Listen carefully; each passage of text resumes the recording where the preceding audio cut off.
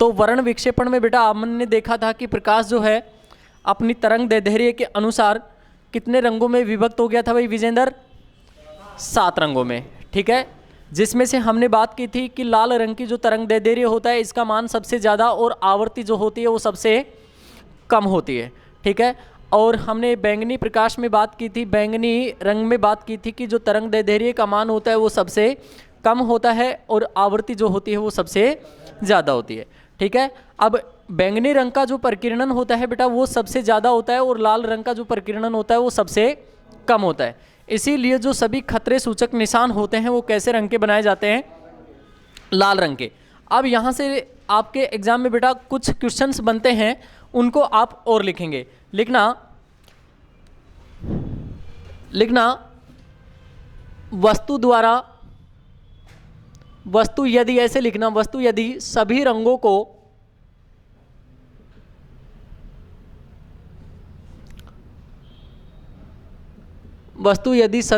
को अवशोषित करे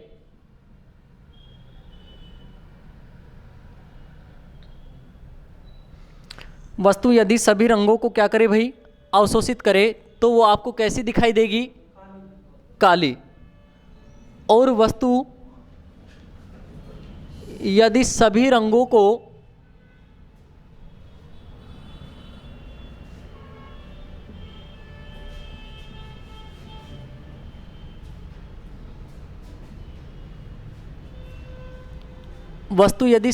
को क्या करे भाई? परावर्तित करे, तो यह आपको कैसी दिखाई देगी? सफेद दिखाई देगी। लिख लें इस बात को, सभी रंगों को क्या करे भाई? परावर्तित करे, तो यह आपको कैसी दिखाई देगी? सफेद दिखाई देगी, ठीक है।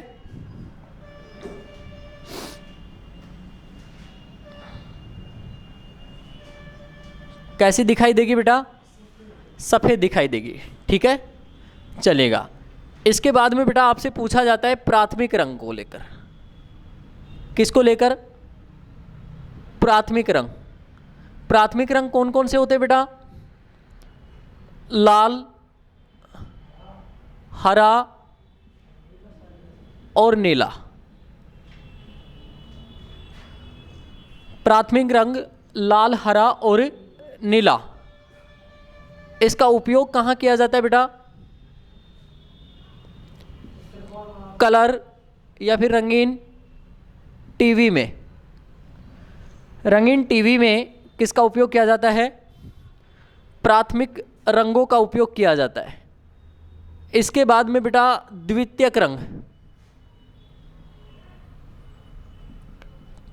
द्वितीयक रंग, ठीक है। द्वितीयक रंग क्या होता है? पीला,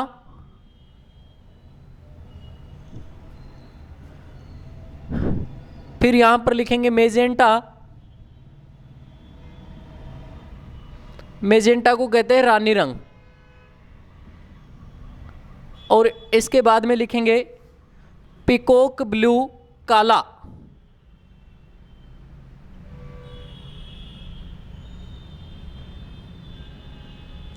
इसको कहेंगे मोर पंखी रंग।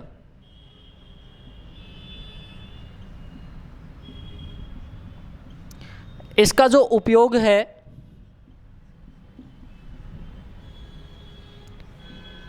प्रिंटिंग ऑफसेट में किया जाता है।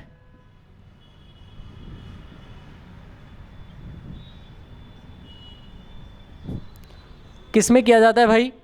प्रिंटिंग ऑफसेट में किया जाता है।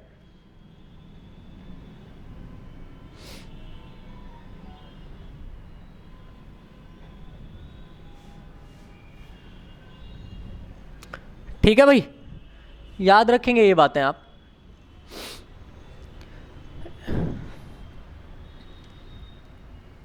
लिख लिया भाई। नेक्स्ट एक क्वेश्चन लिखना इंद्रधनुष में रंगों का सही क्रम है।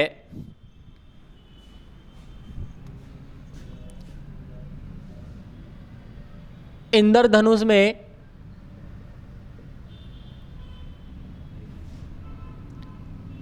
रंगों का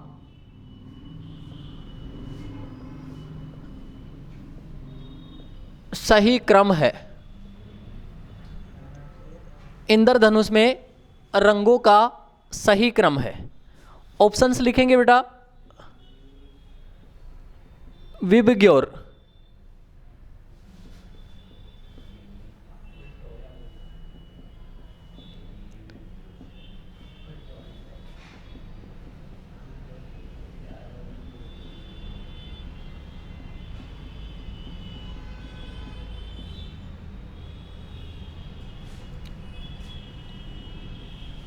द ऑप्शन में लिखेंगे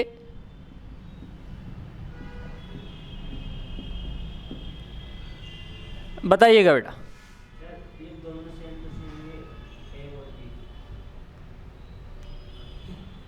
ए और डी, अच्छा ये सेम हो गए, इसको सही कर देते हैं।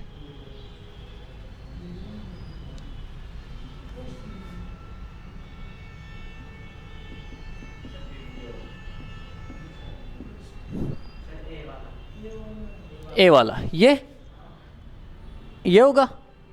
हाँ बेटा,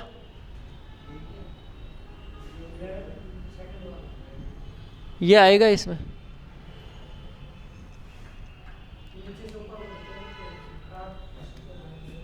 आप इंद्रधनुष में देखेंगे ना,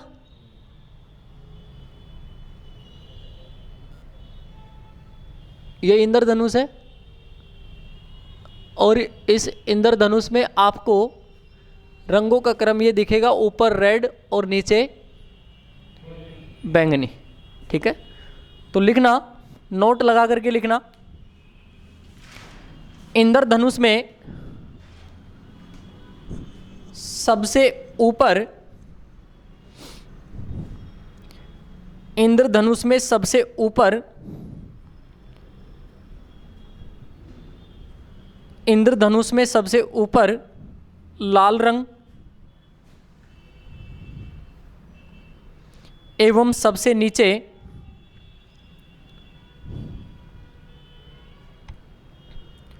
बैंगनी रंग होता है। सबसे नीचे बैंगनी रंग होता है। ठीक है बेटा, उसके बाद में आप याद रखेंगे इंद्रधनुष जो होता है रेनबो, ये दो प्रकार का होता है बेटा।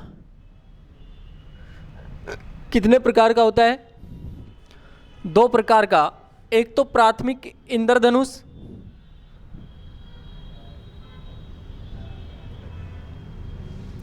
प्राथमिक इंद्रधनुष, और एक होता है द्वितीयक इंद्रधनुष।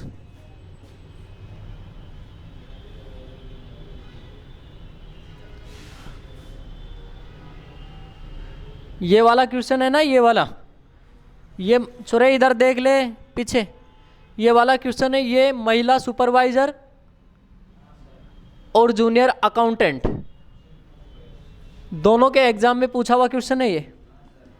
ठीक है, कि इंद्रधनुष में जो रंगों का सही क्रम है वो क्या है। तो इंद्रधनुष में रंगों का जो सही क्रम है यहाँ पर बेटा मैंने लिख दिया है आपके सामने। ठीक है, याद रखें, इसको रट लें। विबग्योर का क्या होता है, ये उल्टा होता है, विपरीत होता है। ठीक है, अब प्राथमिक इंद्रधनुष जो होता है इसमें क्या होता है, क्यों इसको प्राथमिक इंद्रधनुष कहते हैं, तो यहाँ पर बेटा दो बार अपवर्तन होता है। दो बार क्या होगा, अपवर्तन की घटना होगी। इधर भी दो बार क्या होगा भाई, अपवर्तन, दो बार अपवर्तन, एक बार पूर्ण आंतरिक परावर्तन, एक बार पूर्ण आंतरिक परावर्तन, और इधर दो बार पूर्ण आंतरिक परावर्तन की घटना होती है।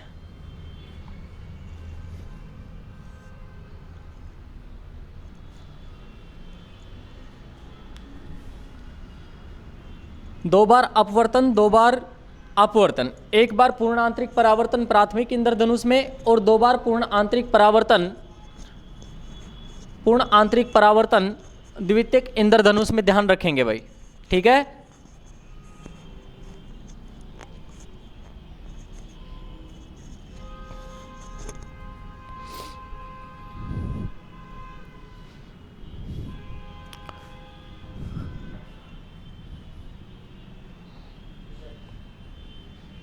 लिख लो बेटा, लिख लिया भाई। चलो उसके बाद अपन बात करेंगे प्रकाश के विवर्तन की। किसकी बात करेंगे? प्रकाश के विवर्तन की। विवर्तन को हम कहते हैं डिफ्रैक्शन। क्या कहते हैं बेटा? Diffraction of light. तो नेक्स्ट लिखना प्रकाश का विवर्तन, अगली घटना।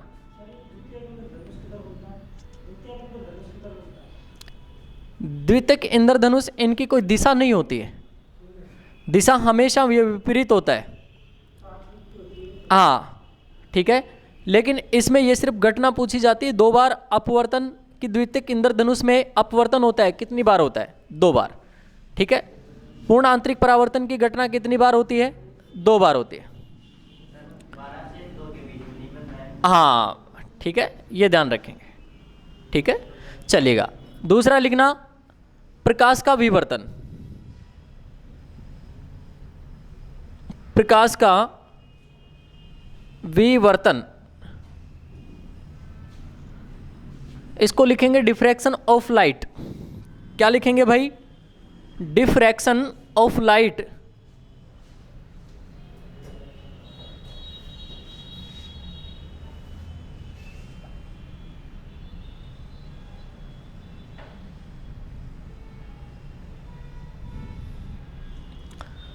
प्रकाश का विवर्तन, डिफ्रैक्शन ऑफ लाइट।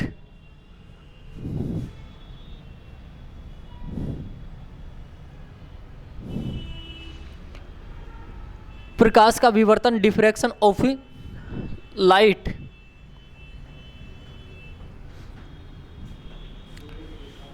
प्रकाश का विवर्तन, डिफ्रैक्शन ऑफ लाइट। समझे बेटा? इधर ध्यान देखो, यह सूर्य का प्रकाश है बेटा,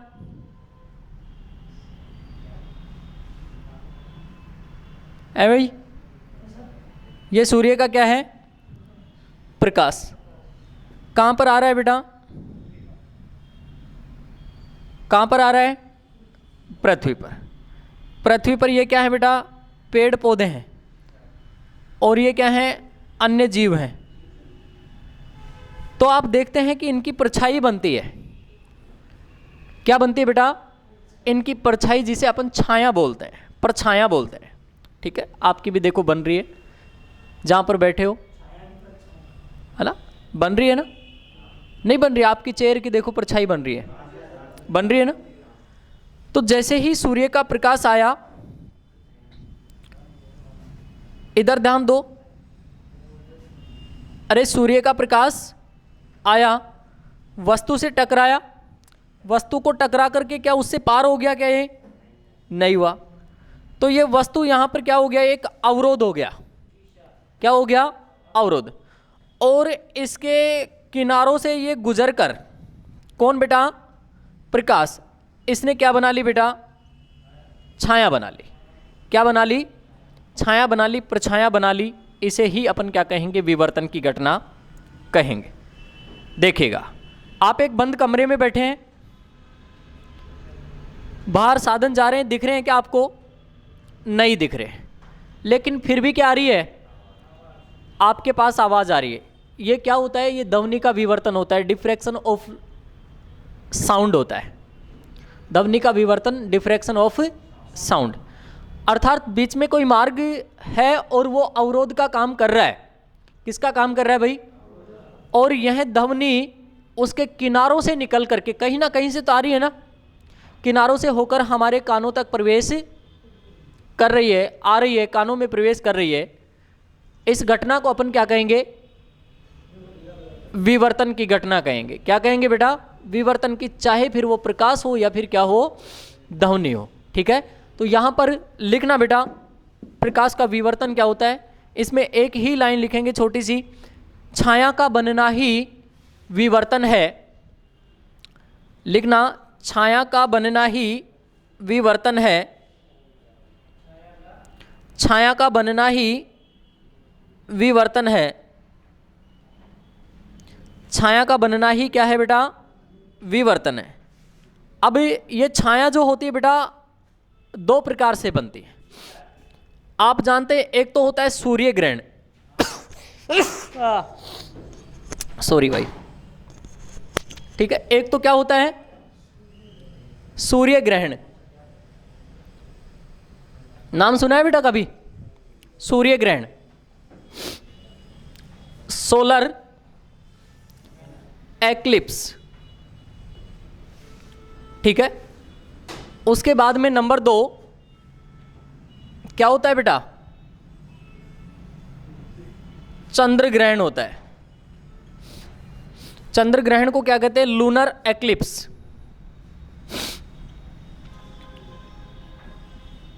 लूनर एक्लिप्स। क्वेश्चन ये पूछा जाता है कि सूर्य ग्रहण कब होता है और चंद्र ग्रहण कब होता है। दूसरा क्वेश्चन ये होता है कि सूर्य ग्रहण कब होता है और चंद्र ग्रहण कब होता है, ठीक है। चंद्र ग्रहण कब होता है भाई? हमेशा पूर्णिमा को होता है। और सूर्य ग्रहण कब होता है? अमावस्या को। कब होता है? अमावस्या। तो अब सूर्य ग्रहण कब होता है? जब सूर्य और पृथ्वी के बीच में कौन आ जाता है भाई? चंद्रमा। तो यहां पर हम लिखेंगे जब सूर्य और पृथ्वी के बीच में कौन आ जाए भाई? चंद्रमा आ जाए। कौन आ जाए भाई? चंद्रमा आ जाए तो क्या होगा? सूर्य ग्रहण होगा, ठीक है भाई। हाँ, जो भी है, सूर्य और पृथ्वी के बीच में कौन आ जाए भाई?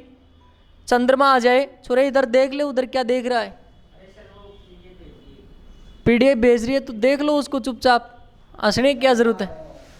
और ये कब होता है बेटा? अमावस्या को होता है। कब होता है ये? अमावस्या को। ये बात आप याद रखेंगे, ठीक है। चलिएगा, इसके बाद में चंद्र ग्रहण किसके बीच में बेटा? जब सूर्य और किसके बीच में? चंद्रमा के बीच में कौन आ जाएगी? पृथ्वी आ जाएगी। तो कौन सी घटना होगी? चंद्र ग्रहण की घटना होगी, लूनर एक्लिप्स की घटना होगी। और यह जो होगी ये कब होगी बेटा? पूर्णिमा को होगी। कब होगी ये? पूर्णिमा को होगी। पूर्णिमा।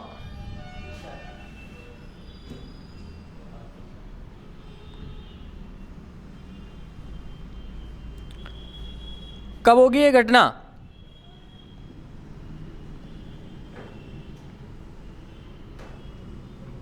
कब होगी रे ये?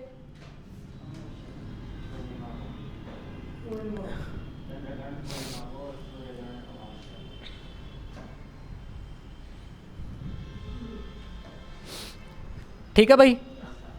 अगला लिखें प्रकाश का ध्रुवण, पोलराइजेशन ऑफ लाइट। प्रकाश का ध्रुवण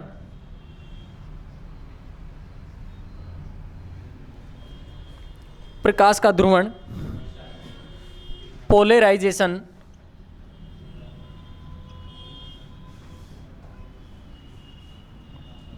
ऑफ लाइट। प्रकाश का ध्रुवण, पोलराइजेशन ऑफ लाइट।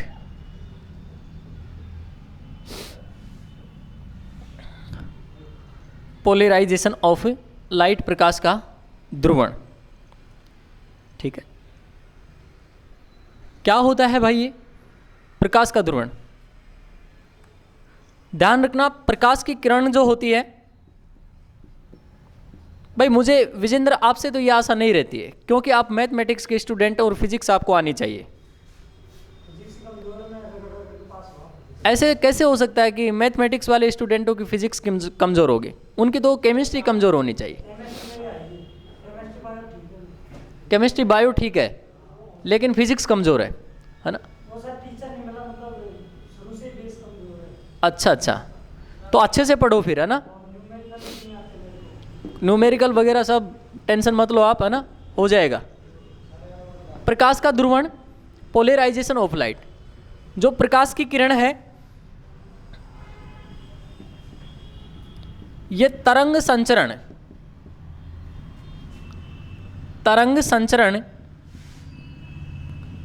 की दिशा के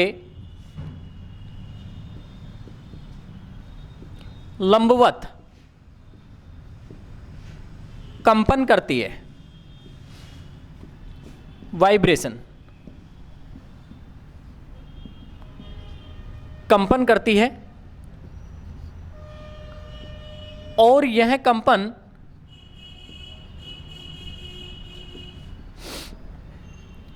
सभी दिशाओं में ना होकर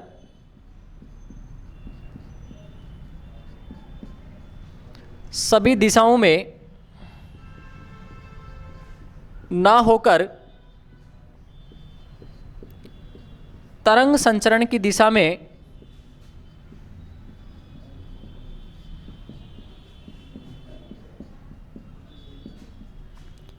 तरंग संचरण की दिशा में ही होता है और यह कंपन सभी दिशाओं में ना होकर तरंग संचरण की दिशा में ही होता है। ठीक है, इसे ही अपन क्या कहते हैं? अरे तू खड़ा हो रे, इनमें से एक खड़ा हो जा, यहाँ आ जा। हाँ, मेरे को बहुत डिस्टर्बेंस होता है।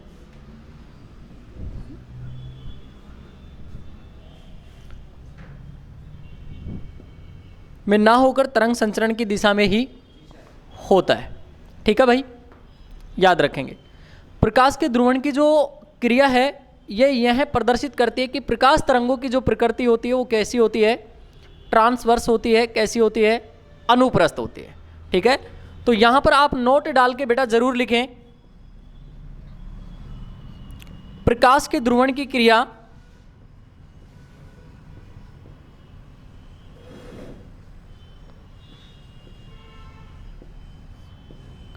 प्रकाश के ध्रुवण की क्रिया से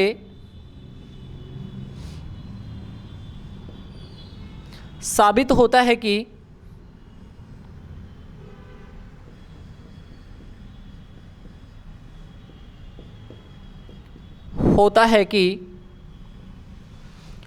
प्रकाश तरंगों की प्रकृति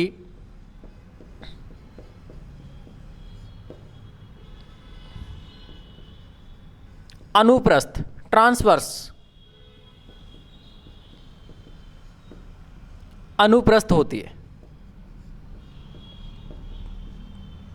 प्रकाश तरंगों की जो प्रकृति होती है वो कैसी होती है?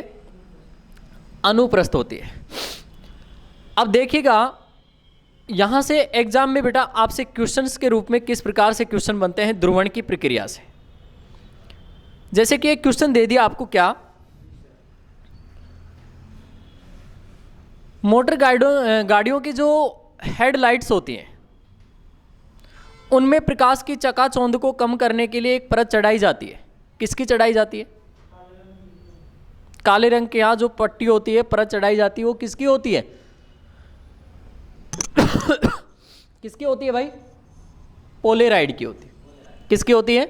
पोलेराइड की। कैमरों के जो लेंस होते हैं उन पर पोलेराइड की परत चढ़ाकर हम बादलों के क्या ले सकते हैं? फोटो ले सकते हैं, स्पष्ट चित्र ले सकते हैं। ठीक है, त्रिविम जो चित्र होते हैं 3 डायमेंशनल 3D डायग्राम को देखने के लिए भी हम किसका उपयोग करते हैं? प्रकाश के ध्रुवण का उपयोग करते हैं। ठीक है, तो निकला यहाँ पर मोस्ट एग्जाम्पल हैं इसके, लिखना मोटर गाड़ियों की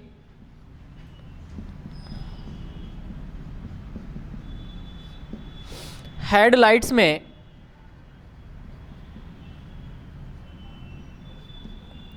प्रकाश की चकाचौंध को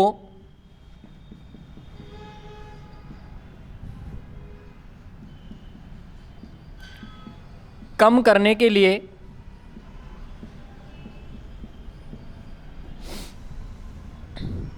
पोलेराइड की परत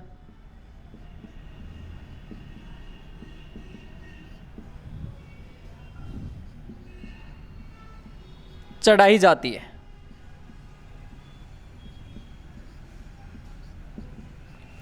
पोलेराइड की क्या चढ़ाई जाती है बेटा? परत चढ़ाई जाती है। ठीक है, उसके बाद में यहां पर दूसरा एग्जाम्पल आप लिखेंगे। दूसरा एग्जाम्पल क्या लिखेंगे भाई? लिखना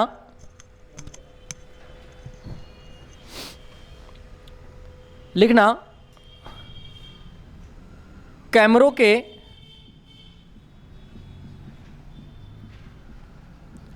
लेंस पर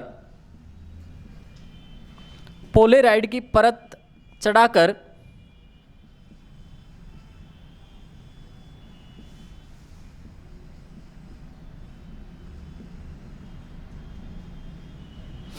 बादलों के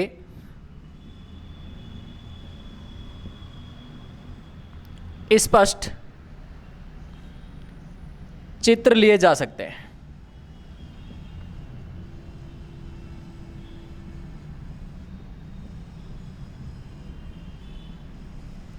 बादलों के स्पष्ट चित्र लिए जा सकते हैं।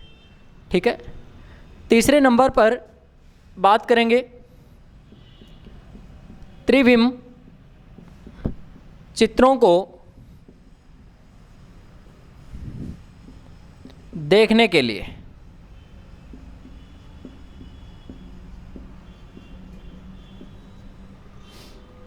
त्रिविम चित्रों को देखने के लिए। ठीक है,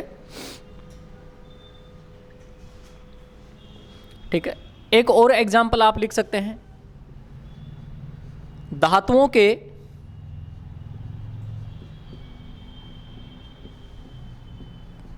प्रकाशीय गुणों का अध्ययन करने के लिए।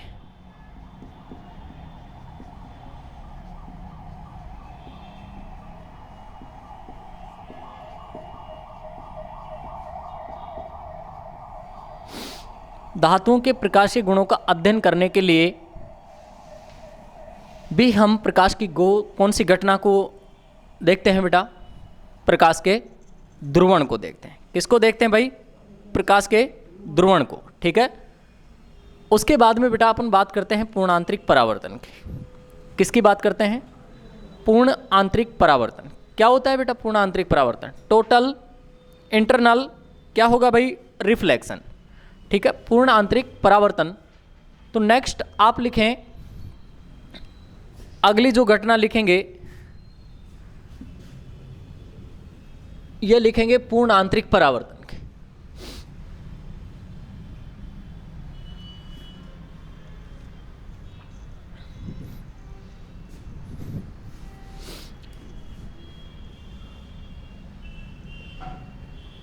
पूर्ण आंतरिक परावर्तन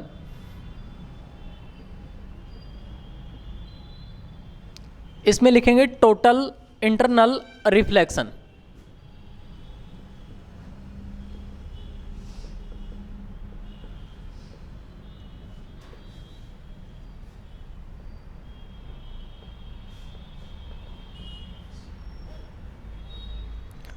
टोटल इंटरनल रिफ्लेक्शन।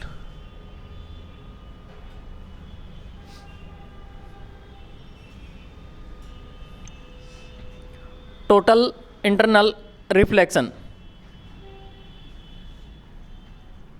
लिखना। अपवर्तन की वह अवस्था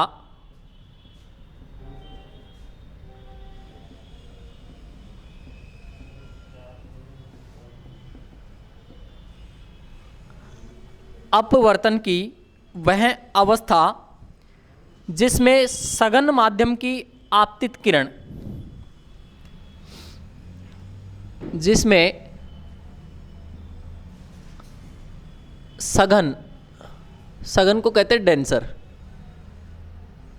सघन माध्यम की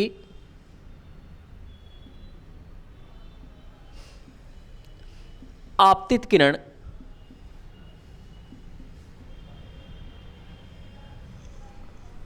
अपवर्तन की वह अवस्था जिसमें सघन माध्यम की आपतित किरण अपवर्तन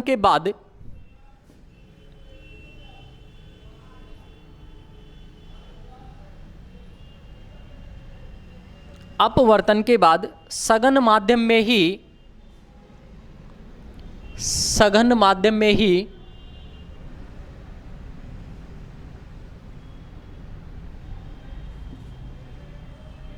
प्रवेश कर जाती है।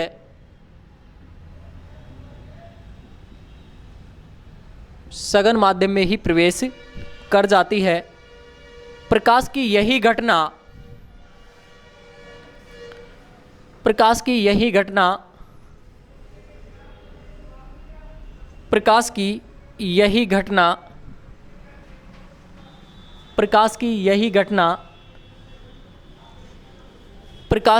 घटना प्रकाश का पूर्ण आंतरिक परावर्तन प्रकाश की यही घटना प्रकाश का पूर्ण आंतरिक परावर्तन कहलाती है। प्रकाश की यही घटना प्रकाश का पूर्ण आंतरिक परावर्तन कहलाती है। नेक्स्ट लिखेंगे, एक निश्चित आपतन कोण पर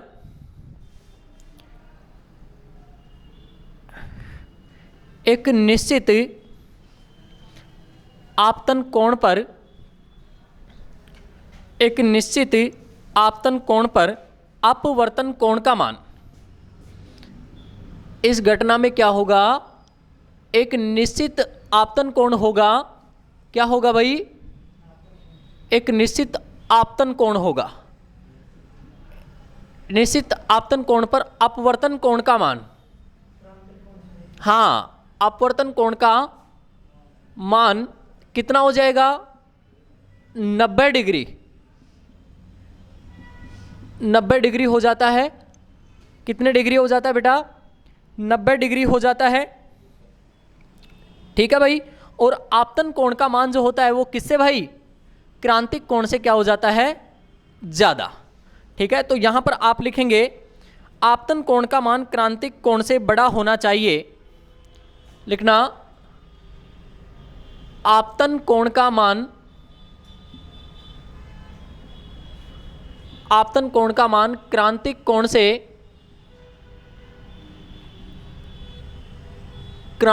से बड़ा होना चाहिए।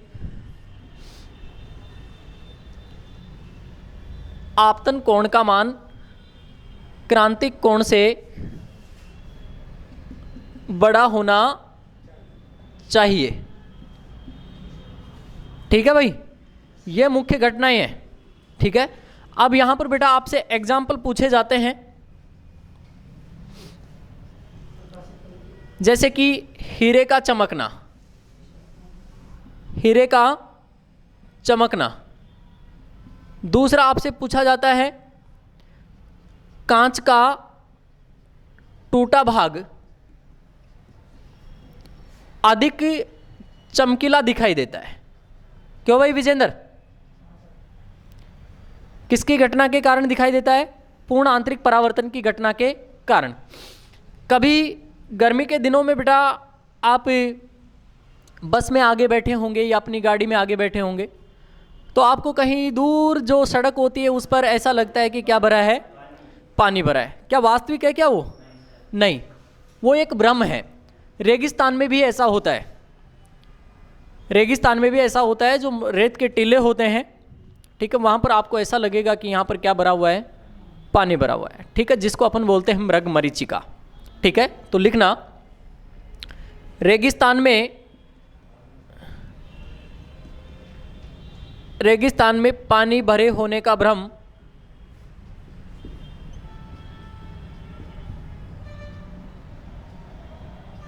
रेगिस्तान में पानी भरे होने का भ्रम, या इसको कहते हैं मृग मरीचिका।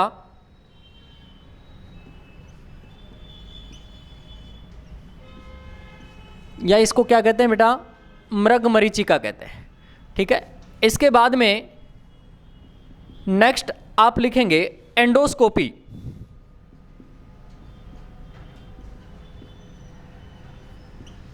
एंडोस्कोपी जो आंतरिक अंग होते हैं इनके दर्शन के लिए, ठीक है ना, की जाती है।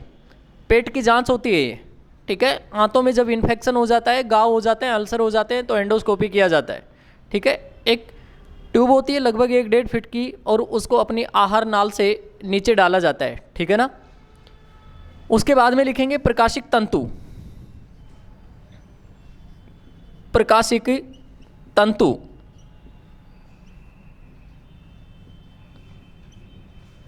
प्रकाशिक तंतु, ये सभी जो एग्जाम्पल्स हैं ये किसके हैं बेटा, टोटल इंटरनल रिफ्लेक्शन के हैं, जिसको अपन क्या कहते हैं, पूर्ण आंतरिक परावर्तन कहते हैं। ठीक है, इसी के साथ ये टॉपिक भी क्या होता है, कंप्लीट होता है। क्लियर है भाई? कोई प्रॉब्लम है तो आप मेरे से पूछ सकते हैं। प्रॉब्लम तो आएगी कहाँ से, कुछ छोड़ा ही नहीं है भाई, बात बहुत ज़्यादा करता है ना। अरे लिख दूँ क्या तेरा नाम है, लिख देता हूँ किसी ना किसी में तेरा नाम है। नहीं, कहाँ से है? सवाई माधोपुर से। क्या नाम है? गोलू, गोविंद।